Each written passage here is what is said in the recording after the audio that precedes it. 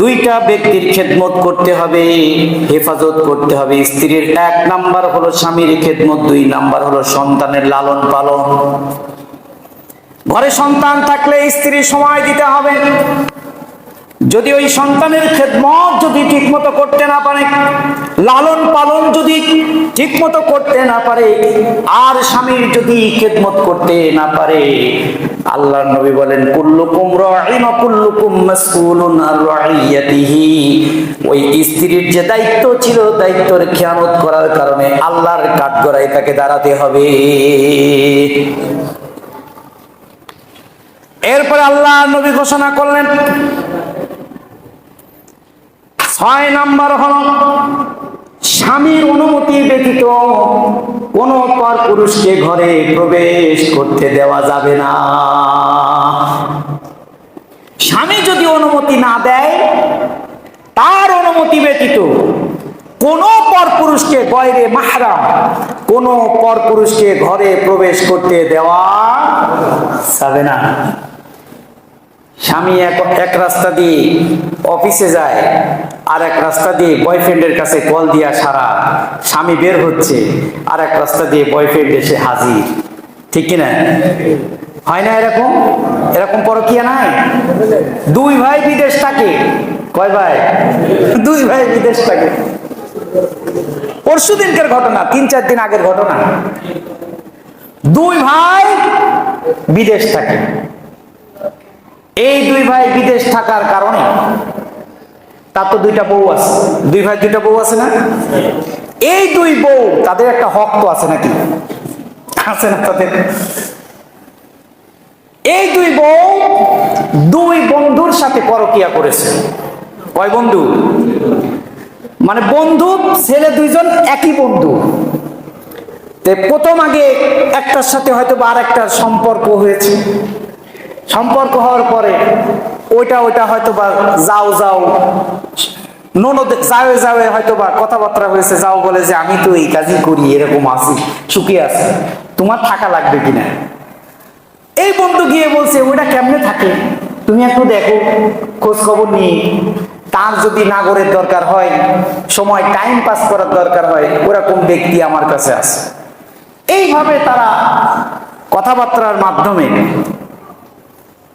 একটা এগ্রিতে এসে এই বন্ধু আরেক বন্ধুকে এই অফারটা দিয়েছে। বন্ধু এই অফার পাইলে, বোঝেন না, শিয়ালের সামনে মুরগি রাখলে যা হয়।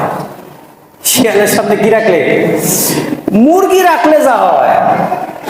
তো বন্ধু একেবারে এক কথায় রাজি, মাঝে মাঝেই যায়, লাগে না কোনো কাজই। একেবারে মেয়েও রাজি, এই বন্ধু রাজি। রাজিতে প্লাসে একেবারে কাজ শুরু হয়ে গেছে। আশপাশের মানুষ দেখে অপরিচিত 2 জন ব্যক্তি মাঝে মাঝে দিকে ঘরে প্রবেশ করে। আছে না? জনগণ দেখে না?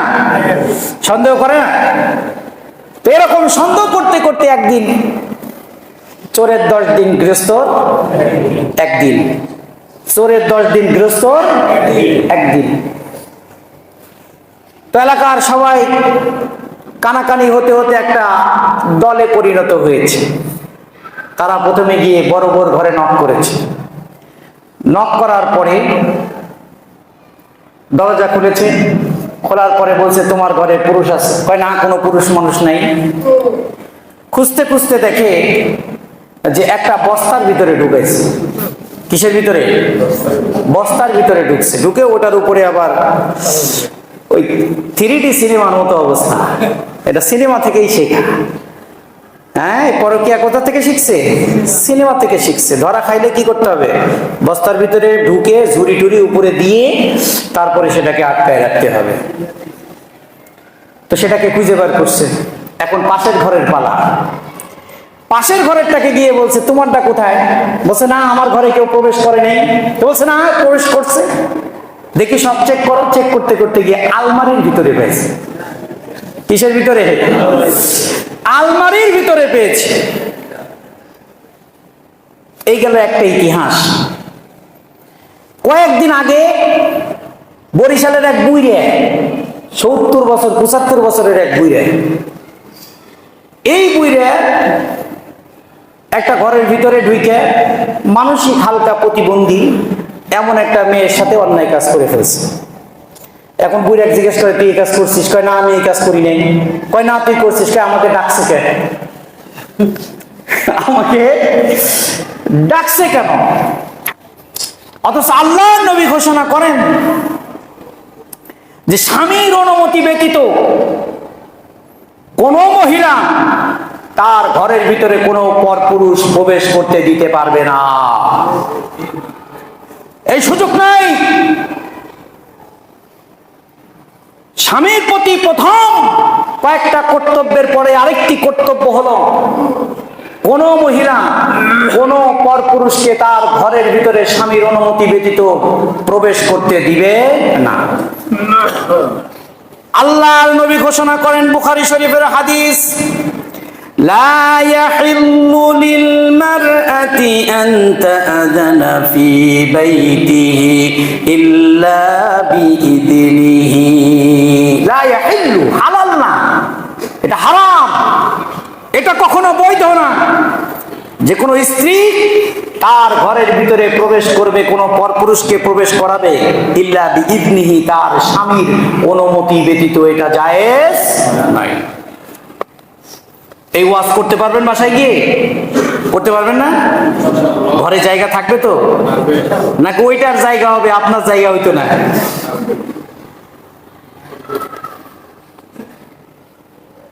এরপরে আল্লাহ নবী ঘোষণা করেন, শুধু কি তাই, স্বামীর অনুমতি ব্যতীত কোন মহিলা রোজাও রাখতে পারবে না, নফল রোজা। সুবহানাল্লাহ বলবেন না?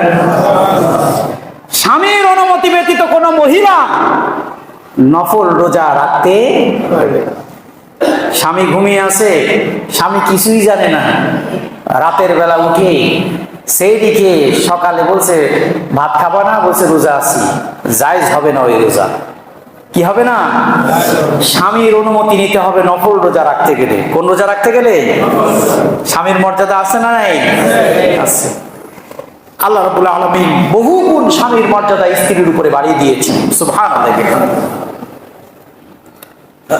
আল্লাহর নবী ঘোষণা করেন, শুধুমাত্র তাই নয়, ৮ নাম্বার হল, স্বামীর জৈবিক চাহিদা যখন আসবে, তামাম স্ত্রীর যত কাজ থাকুক না কেন, সকল কাজকে দূরে সরিয়ে এক ডাকে সাড়া দিতে হবে। কোনো সুযোগ নেই, অবকাশ নেওয়ার কোনো সুযোগ নেই। আল্লাহর নবী ঘোষণা করেন, ইযা দাআ রাজুলুন ইমরাতাহু ইলা ফিরাশিহি ফালতুজিবু ইন কানাত আলা যাহরি ফাতাবিন। কোন স্ত্রীকে যদি তার স্বামী বিছানায় ডাকে, ডাকার পরে ওই স্ত্রী প্রথম শর্তই হলো তার কথার জবাব দিতে হবে, যদিও সে তরকারি কাটাকাটিতে ব্যস্ত থাকে।